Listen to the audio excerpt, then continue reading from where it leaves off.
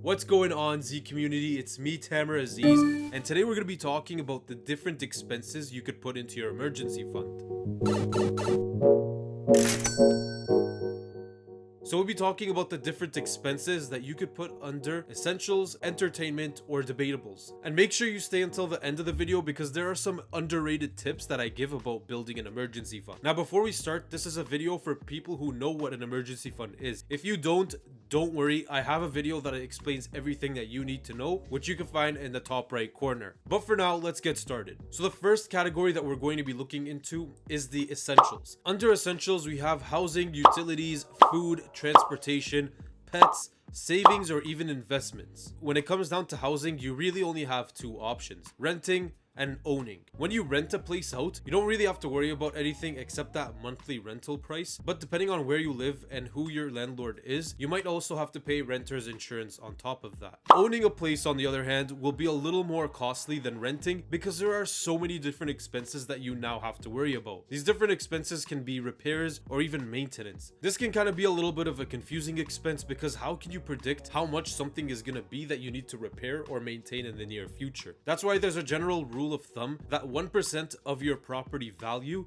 should be kept for repairs and maintenance just in case. Another expense is property taxes. Now, depending on where you live in the world, this property tax can be calculated differently, but in Southern Ontario, it's about a 1% of the property value that you have to pay out in taxes. Just these two expenses will already put you at 2% of your home's value within your emergency fund. And the last common expense for home ownership is insurance. Now, make sure that you actually do your research and see what is reasonable and what's not reasonable. For example, if you live downtown Toronto, there is no point in you getting tornado insurance because that is scientifically just not possible. So make sure that you're aware of these different types of things because it will save you a lot more money in the long run. The next essential expense that you'll have to worry about is utilities. And I don't really think that I have to break this down for you because without these, you're kind of in a pickle. By utilities, I mean different things such as electricity, water, your internet or phone bill, or things of that nature. Another self-explanatory expense under the essentials is food. Now, without this, you're basically gonna starve to death. You're gonna want to make sure that you have this accounted for in your emergency fund. There are actually two subcategories under food, which is groceries and takeout. Now, I would personally recommend that you rely mainly on groceries for food because in the long run, it'll save you a lot more money than if you were to do takeout, for example. And depending on who you are or how strong your willpower is, sometimes that chicken sandwich from Popeyes is just way too tempting. So it's best to leave a little portion of your emergency fund for fast food just in case. The next expense under the essentials is health. Living in Canada, we ought to be very thankful that we don't have to worry about this expense too much. So I've included a bunch of other subcategories as well. The first subcategory is personal hygiene because you need your deodorants and you need your toothpastes, so you want to factor this into your emergency fund. Another thing that you want to factor in if this applies to you are supplements. For example, if you go to the gym and you take protein powder, creatine, or even if you just like how Flintstones vitamins taste, you want to factor this into your emergency fund as well so that you could stay fully prepared. And lastly, medication, dental expenses, and health insurance. If any of these apply to you, you also want to factor this into your emergency fund. My personal suggestion to cut down on these expenses is to just be healthy. For example, make sure you floss every day, make sure that you're eating well, and just these small little things on your day-to-day life that will make sure you don't even have to rely on these expenses in the first place.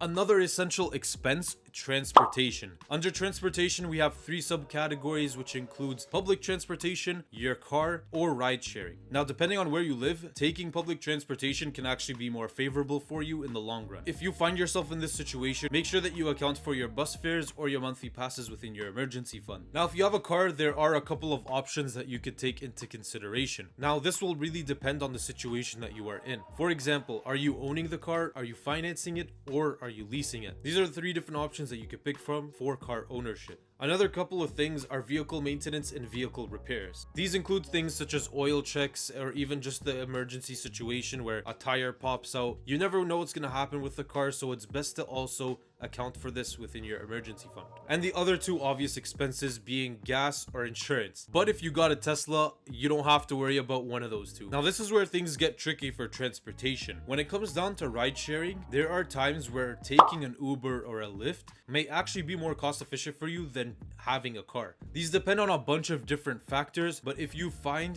that taking an Uber or a Lyft is more expensive than having a car, then I would suggest only keeping it for emergency situations, thus making some room for it within your emergency fund.